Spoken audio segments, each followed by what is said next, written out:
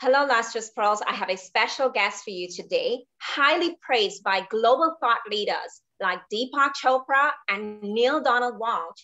Gay Hendricks is a leading expert in the upper limit problem, how to live in your genius zone, and his extensive work on conscious loving in collaboration with his wife, Kathleen Hendricks.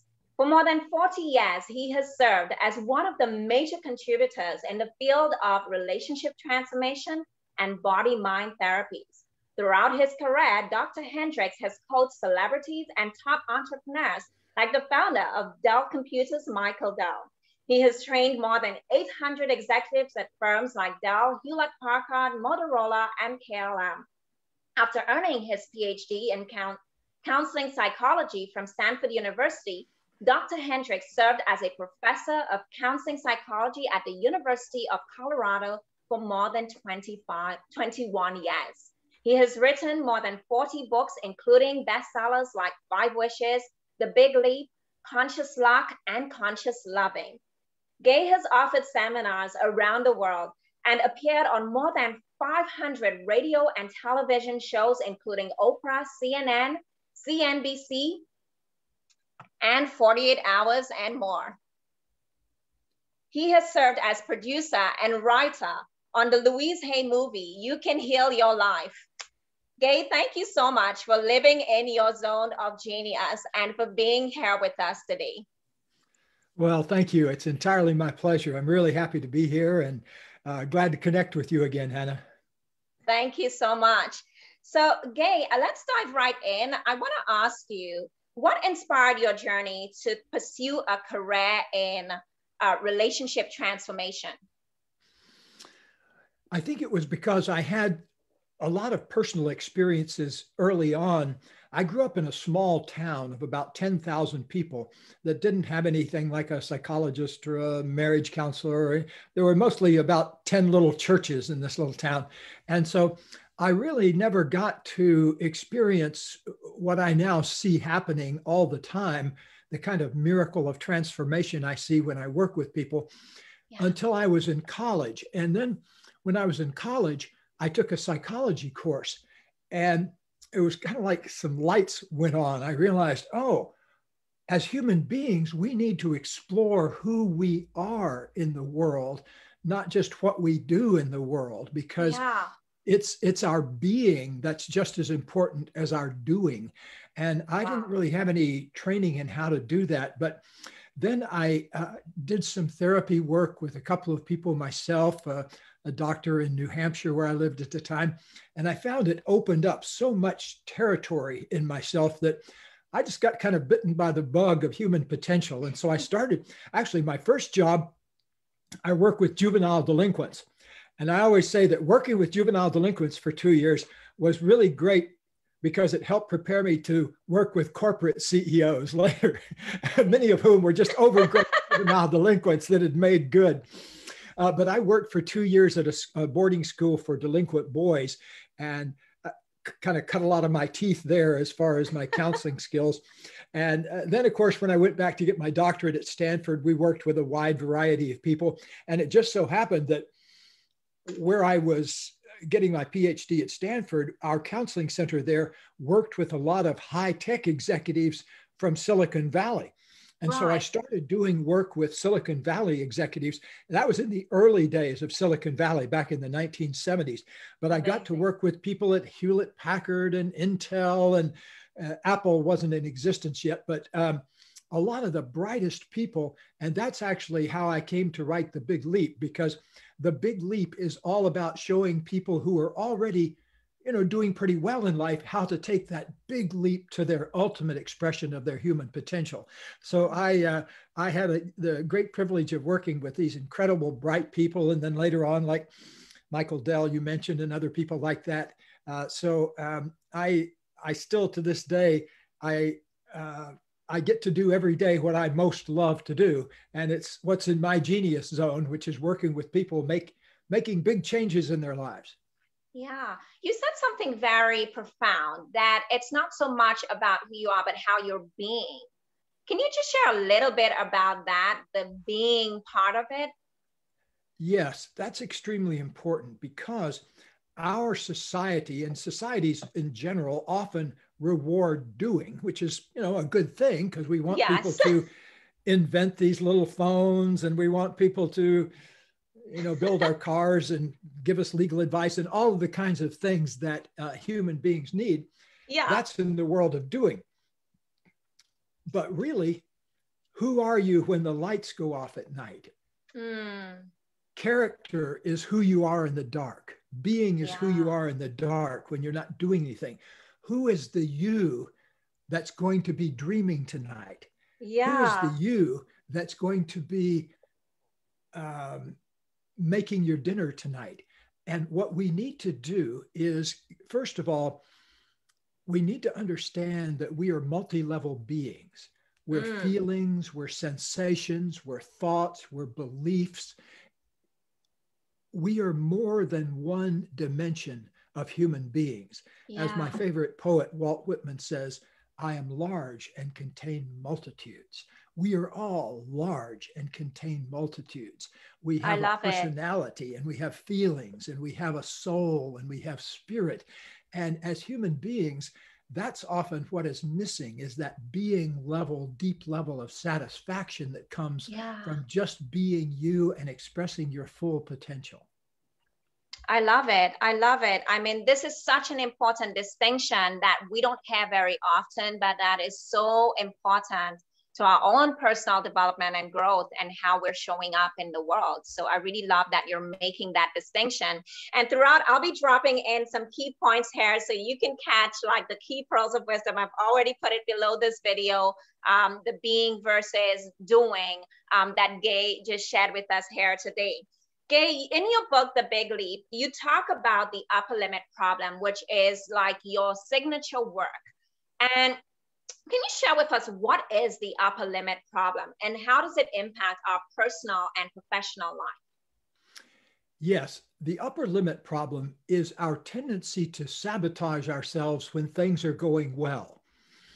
How many times have you had the experience of, like, you'll go on a diet for a few days and everything will be going great, and then you'll sabotage yourself. You'll go out and eat a half a pound of chocolate or something like that. I know you never do anything like that, Hannah, but the rest of us human beings do. I'm sure I have my own guilty pleasures. Yes. What happens is life starts going better, and then we get scared based on a lot of things that happened a long time ago. And out of that fear, we sabotage ourselves and bring ourselves back down to where we started. That's the upper limit problem. And in The Big Leap, I analyze that and show why people do that, and then show you how to keep moving to higher and higher levels of positive energy without upper limiting yourself. My students have abbreviated upper limit problem to ULP, U-L-P, like ULP, I did it again. Oh, I did it again. I love it. I love it. So ladies, if you're listening and you're wanting to dive deeper into this upper limit problem, I highly recommend Gay's book. It's incredible. It's life-changing. I can't talk enough about it. And just the depth that you go through in the book, that is just incredible, which actually led me to reach out to you to actually work with you as well. So Gay, you talk about the fact that people limit their happiness. It's such a strange thing that we all say we want happiness, yet we're somehow sabotaging that or avoiding that. Why do you think that happens? It's because we associate pain with happiness. Did you ever have an experience when you were growing up of, feeling real good and full of yourself, and then somebody says, be careful, take it easy. Accidents happen when you're too, full of yourself. I remember one time with my daughter when she was about six years old. Yeah. I was riding my bicycle behind her bicycle, and she learned to ride her bike at a pretty early age. I remember, gosh, she couldn't have been more than about 4 or 5 when she learned to ride a 2-wheel bike. And so she was a good bicyclist. So we were riding along the sidewalk heading back home one day from playing in the park. And I saw her riding along, and then suddenly she turned around to say something to me. And, she took her eyes off the road. and Yeah. she crashed into a bush.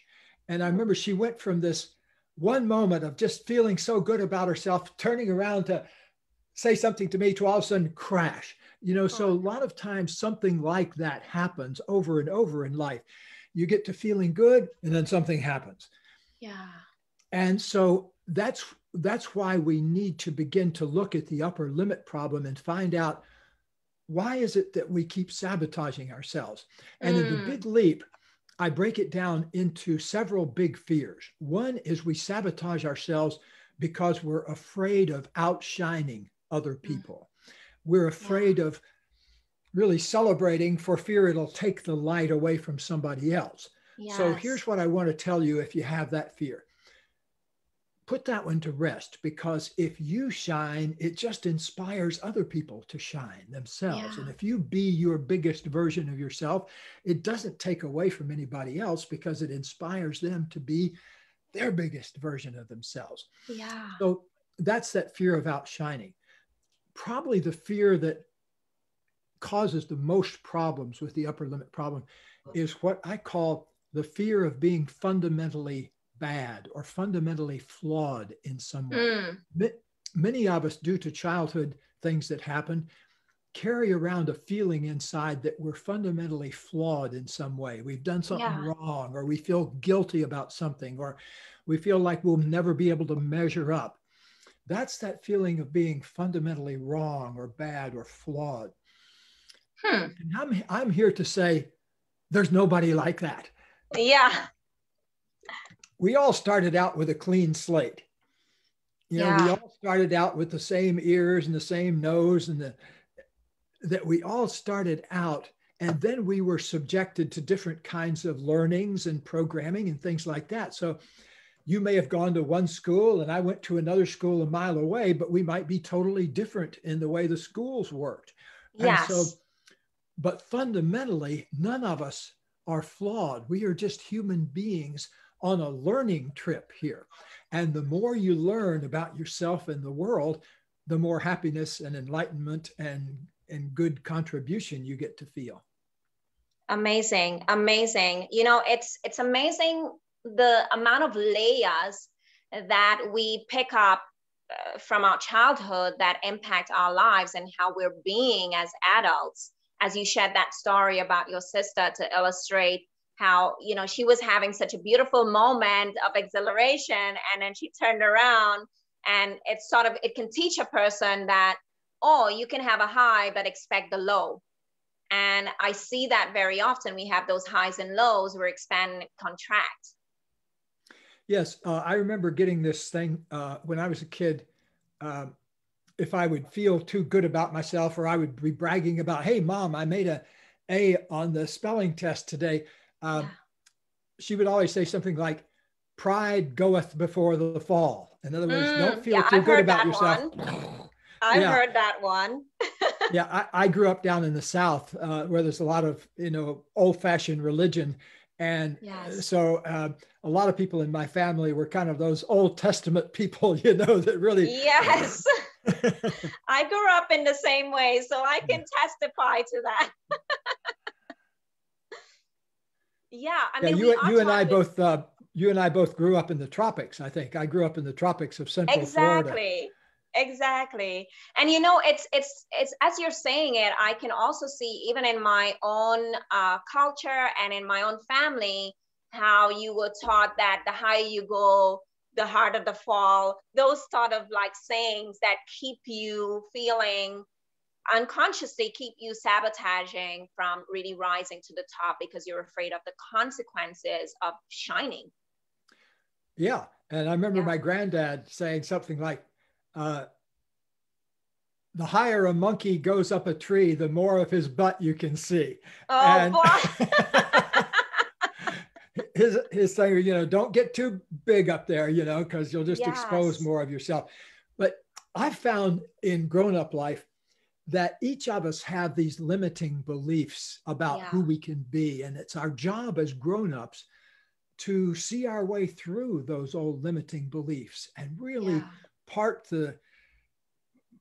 through those, so that I always say you spend the first half of your life up until your 30s and 40 learning one set of personality. And then after 40, you need a whole other personality to make it from there to 80, because a lot of times that push personality that a lot of us high achievers use to get where we want to get to in our 20s and 30s, that stops working as well when we get into our 40s and 50s. We need to balance that. We're learning to shift the old way, the old paradigm. I know that it's sort of where I'm at also in my own journey, where I realized, you know, the kind of force that I was using as in my 20s, like this time in my life, and the amount of knowledge accumulated, it's like, it's requiring something different. It's requiring something deeper, connecting deeper with, as you said, the being part rather than the doing part, which is really an interesting experience. Yeah, you know, Coach, when you think about it, you mentioned our book, Conscious Loving, that my wife and I wrote. We're just started our 41st year together. And so we've had this great relationship over the past 40 years where after we wrote the book, Conscious Loving, we got to travel all over the world. We've been around the world, I think, more than 30 times since then over the past 40 years, teaching relationship skills. And one thing I've learned is that everybody's the same everywhere in regard to their heart. Yeah. You know, we may be different in our minds. We speak a different language, or we have a different set of thoughts, but our hearts are the same. In other words, we all have the same yearning to connect with other people in a loving, respectful way, so that we can get our own immediate, our own emotional needs met, not just our immediate needs, but our deep emotional needs met. And everybody's looking for that kind of connection. And I always tell my students that the longest journey you'll ever make is the 12-inch journey from here down to the heart. You know, to use your mind for what it is. It's good at logic. It's good at thinking up solutions. But to actually learn to use your heart for what it's good at, for love and acceptance, and acceptance of other people, not just of ourselves. Yes. You know, it's really great that you're referencing that. And I want to get back into conscious love and your relationship with your wife, because I see your photos. I've seen a lot of your videos and work together. And there's such a beauty that radiates through the two of you, the dynamic of the two of you coming together, that I want to talk about here today. But let's talk about the Genius Zone. That's part of your work and what you're known for. You have a new book coming out that you're going to tell us about. What is this Genius Zone, and how do we exist there? The Genius Zone is what's waiting for you when you clear up your upper limit problem. That down inside of us, each of us has what I call a Genius Zone, which is, it's you when you're doing what you most love to do and what makes the biggest contribution. So doing what you most love to do is one of the most beautiful things in life. And I've come from a place where I once spent very little of my time doing what I most love to do. For the past 30 years, though, I've spent almost all my time doing what I most love to do. And it's like, I forget who it was said, I've been rich and I've been poor, and rich is better. Rich is better. It has its own problems, but it's definitely better. And so I've spent part of my life not in my Genius Zone, where I was working for other people and using my gifts to make other people prosperous, but it wasn't necessarily making me prosperous. Finally, I kind of got the message, oh, the more I do what I most love to do, that inspires other people to do what they most love to do. And so I started, when I first started thinking about the big leap, I was doing maybe 10% of my time in my Genius Zone. Let's say around 1990, when we first started going on Oprah and other shows like that. Over the past 30 years, I've taken that 10% and built it up into, now I spend almost all my time doing what I most love to do, doing what I'm doing right now, or writing books, or appearing on shows and things like that. I think the best use of my genius is my ability to explain really complicated things in a simple way that allows people to use that material. So, for example, in I happened to one day figure out that I didn't love myself very much. And then I opened up in that moment to an experience of actually loving myself. And goes back many years, even before I wrote The Big Leap. But now I can work with people and assist them in loving themselves because I've done that myself. And I know it can be done. I know people can go from not liking themselves very much to loving and accepting themselves. And when you do that, it opens up a tremendous amount of new energy that can be used to express your creative projects. So let me ask you, because sorry, go ahead. I say, in a way, the genius zone applies as much to your relationships as it does to your working world, because you want to find out how to be a genius in your relationships so that you can really be there for other people. And that's a great advantage of, like, my wife and I have been together for 5 decades now, coming into our 5th decade. And in that period of time, you can really learn how to nurture another person and how to make them feel great. And but it just takes practice. It takes some attention and dedication and practice. But every single one of us can learn how to have a thriving life in the areas that matter most. You talk about discovering that you didn't love yourself. And I think this is possibly one of the most breakthrough journeys any human being can make, because we don't wake up and say, oh, I don't love myself. It's not something that you automatically notice.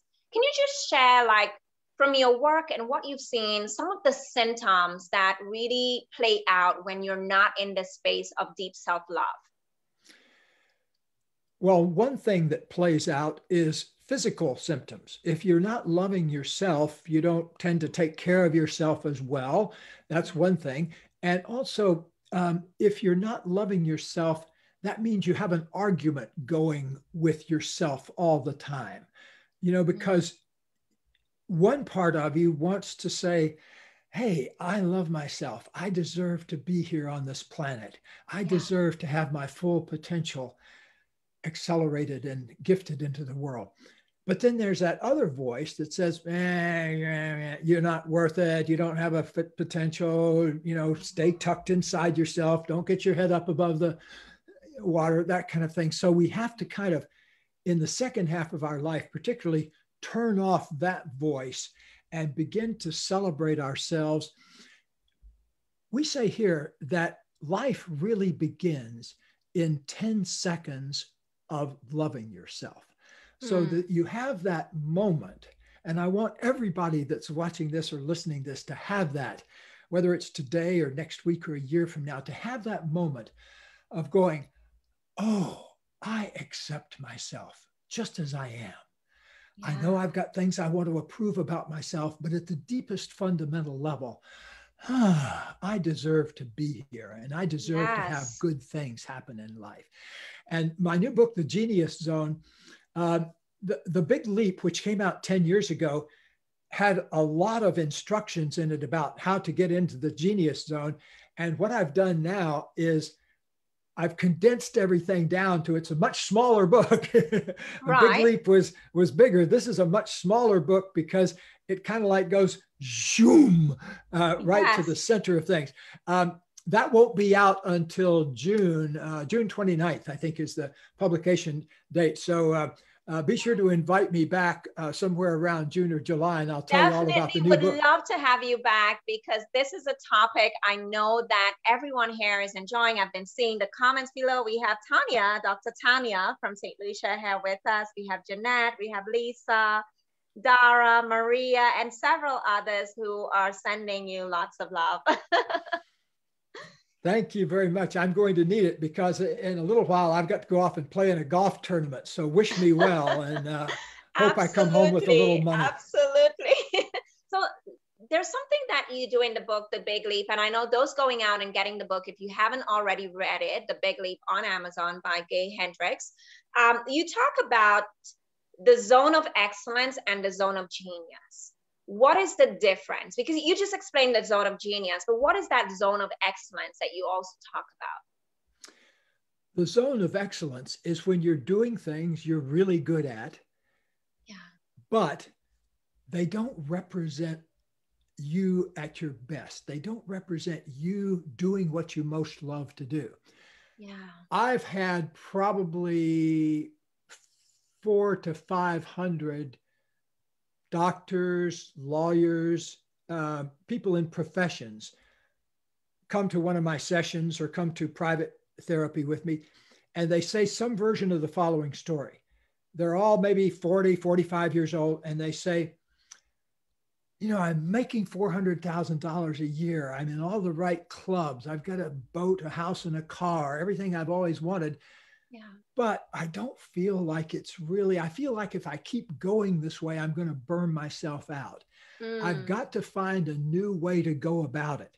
And what's missing is the zone of genius. What's missing is their genius zone. They've been stuck too long in their zone of excellence. And here's the trap of the zone of excellence. You're good at something, so people want you to do it more and more. Yes. And, you know, if you're making $400,000 a year as a lawyer, somebody comes along and says, hey, I'm making 800. And you go, oh, wow. Okay, if I work really hard, I can make $800,000. Yes. Well, that becomes a real trap because that's often where burnout comes from. So your zone of excellence is about working hard, getting things done, getting a lot of approval, that kind of thing.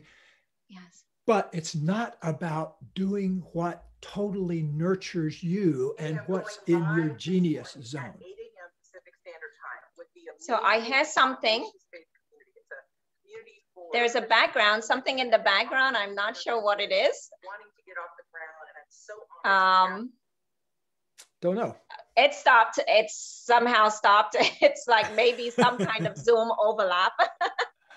All right. So amazing. The zone of excellence can be that trap. Do you feel that most people stay in that zone of genius out of fear? Because I get the feeling a lot of times the zone of genius can be a scary place. You can wonder, can you actually make a living there? Yes. So the zone of excellence is often where people get locked into because they don't want to take that big leap into their zone of genius because there's something scary about it. Yeah. Like it, you know, oftentimes, no matter where I am, you know, I can be in Calcutta, India, or Beverly Hills, California, and I'll be talking about the genius zone and how to get into it. And people will say, you know, that word genius really scares me. I don't even think I have an ounce of genius in me. That's a common mistake that people make because, for one thing, let's take a moment and just celebrate the genius that we already are. Yes. There are 9 million species on this planet. And yet you and I are in the only one that can have this kind of conversation. I mean, that's genius in itself. And here we are just having an amazing conversation about genius, and that's not going on anywhere else on Earth. And so let's take a moment to feel how blessed we are in just that regard. So the second thing I want everybody to know is that everybody that I've ever talked to and worked with has been able to discover some aspect of themselves that they're an absolute genius at. And it's often not what you think of. And, you know, like I've had people, I had a dentist once that I was working with who had always wanted to be a poet.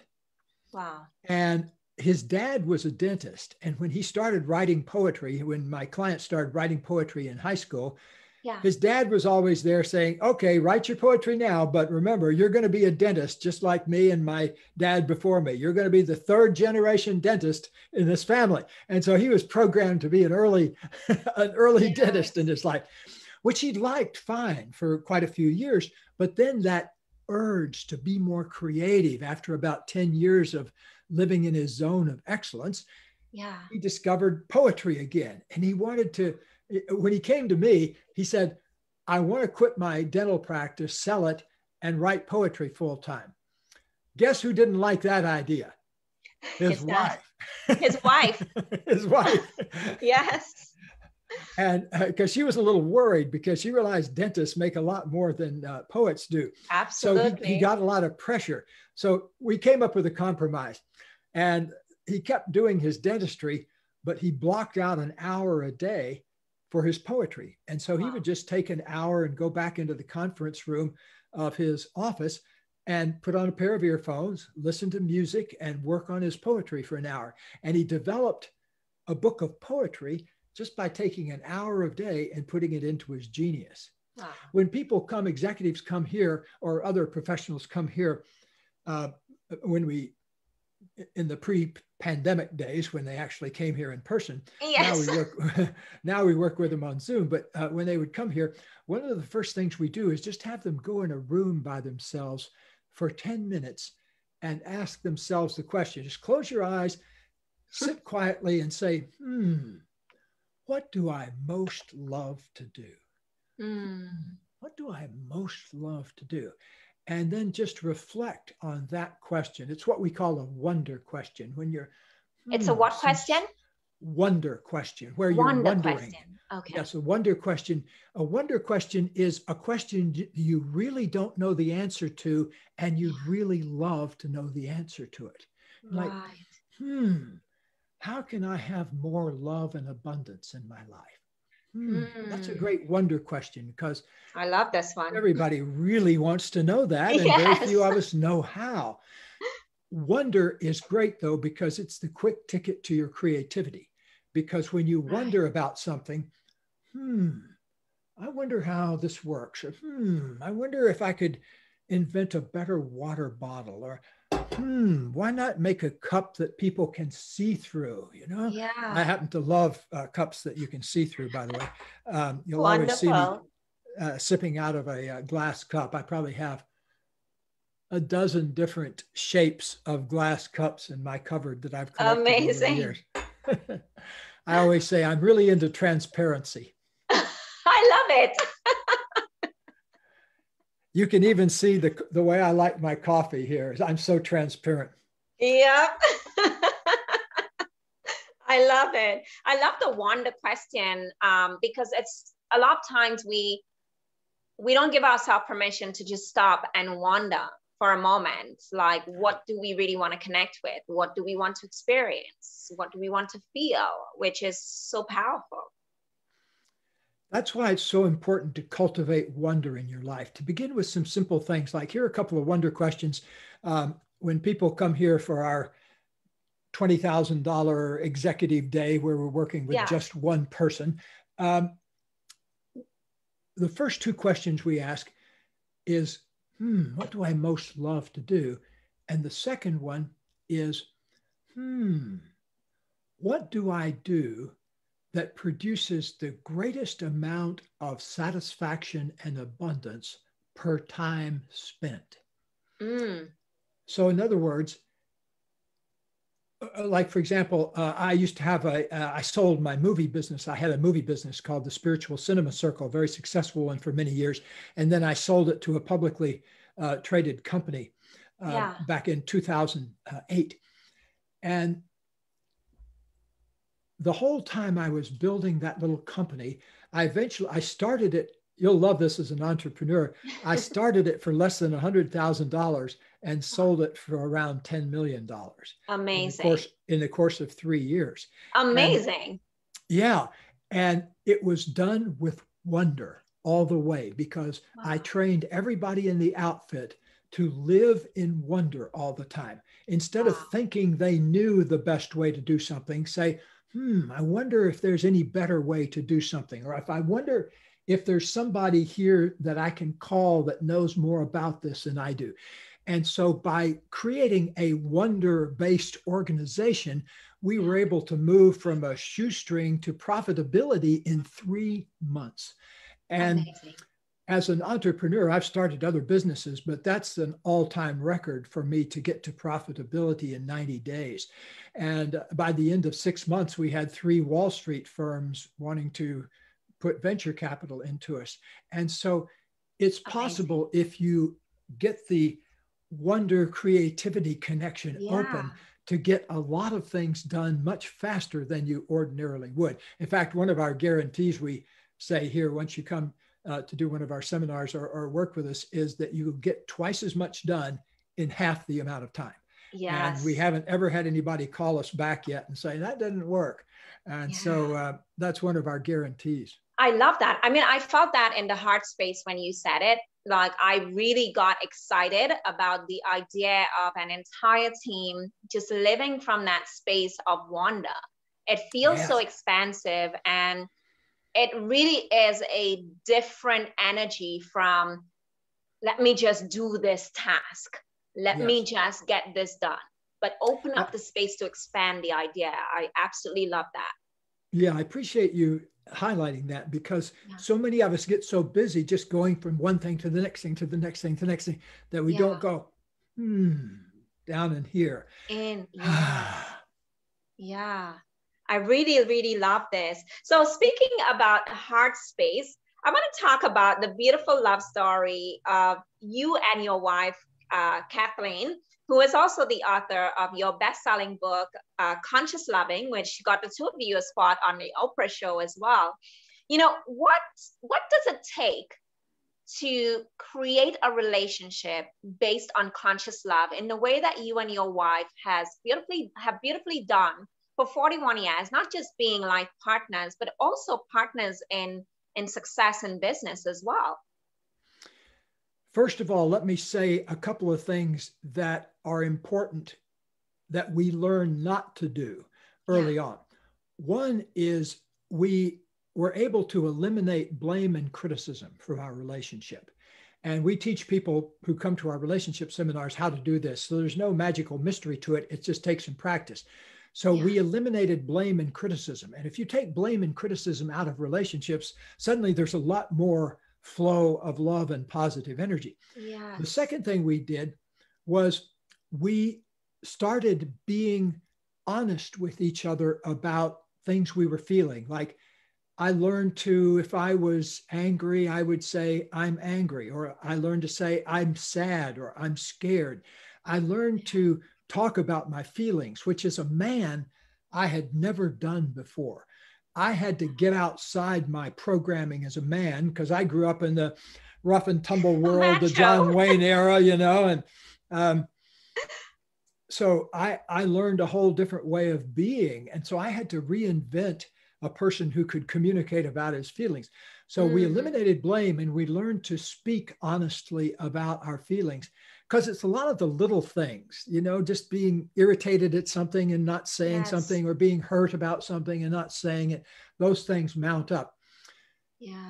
Another thing we learned to do a lot, that everybody can learn to do, is we started appreciating each other, and we appreciate each other out loud. And it's not just to think an appreciation, but like today, Katie makes lunch almost every day. She's a wonderful chef, but she doesn't like to cook but once a day. So she loves to cook lunch, but she doesn't like to cook dinner. So we eat one meal a day, basically.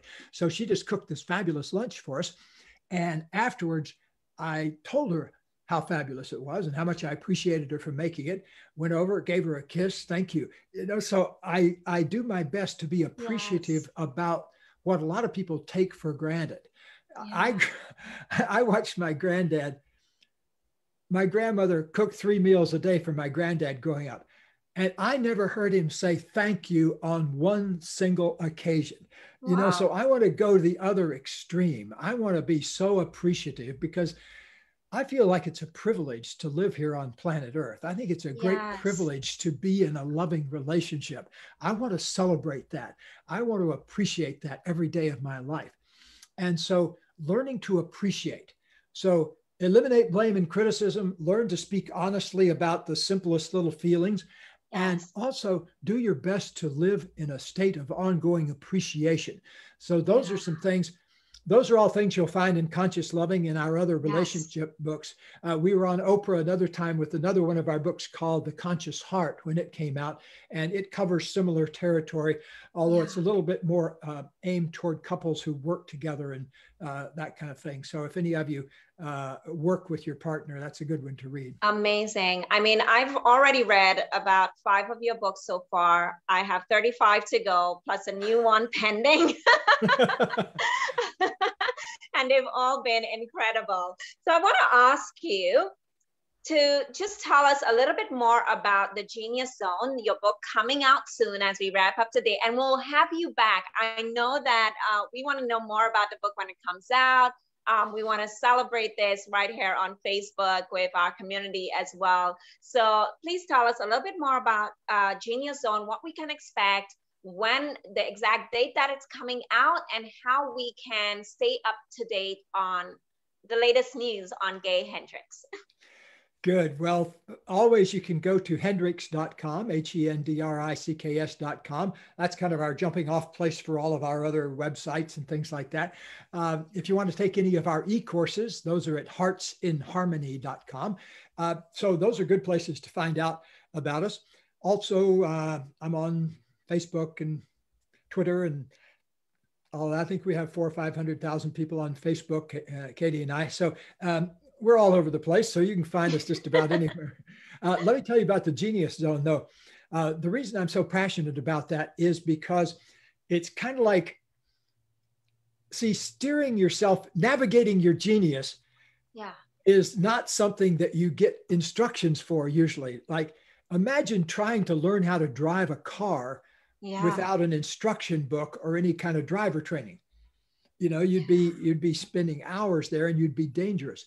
Well, this new book, The Genius Zone, gives you a really simple set of instructions for how to dive into your genius zone every day, how to stay there, and how to organize your whole life out of your genius. So it's very quick, very simple, very to the point. I always say the big leap is a good, solid prop jet, but this new book is a Learjet. You know, it goes to the destination much faster. The Concorde, if it had to come back. Yes. I love it. So I'm definitely looking forward to this book. I know that your work is life-changing and powerful. I feel so blessed to have met you on my journey and to be able to have met you personally as well and experience your work. Gay has the most incredible techniques. If you do any of his courses on his website and do his work, it is really different. You know, it's really taking you to that heart space, because a lot of us live from our head. I know for me, for many years, I was living from the head when I am really a heart-based person. And it really took relearning and some of the powerful techniques that I've also learned from Gay personally, which has created some big shifts. So I just want to acknowledge some of our viewers here today. That Kenta said her partner and her are loving this. Eliminate blame, criticism, honest expression of feeling, and appreciation out loud. So these are some of the takeaways. People love the whole aspect of the wonder living and living wonder at all times. I literally felt this. It was a full body experience for me when you said it. And I just began to imagine what it would be like to have my team operate from that space. I'm really, really excited about that. And we have so many people who are sharing their takeaways here, and so much more who will come on and watch the recording. Gay, I've truly appreciated you taking the time today. If you want to learn more about Gay, you can go to hendricks.com. I'll share the link after this live broadcast. You can also head over to Amazon and get his book, The Big Leap. I know I've read quite a few, 5 Wishes. I've also read the one about learning to love yourself, which I think was one of your very early works. But what I love about this book in particular, it's also how your vulnerability. I love you know, how you were also sharing the journey of breaking out of the mold of expectations of what it meant to be a PhD in psychology and write a book. Like you were like abandoning the old rules and really setting your own pace. And I feel we need more of that. And it's because of the level of truth in that book that I'm also able to see my own self through your journey and to be able to learn the lessons. So, you know, I say always to this community, your self-worth really does determine your net worth. And the more work you can do on yourself, Gay has created an amazing body of works. He is my inspiration. I'm like following that legacy. I'm like, okay, I'm going to get there. Like 40 books. You're really like setting a staircase here, Gay. But well, you're still a young there. sprout. I'm getting there, and I'm really happy to learn from you. And I invite all of you to explore Gay's work. Thank you so much, Gay. And to all of you listening, as always, live the cultured life. Ciao.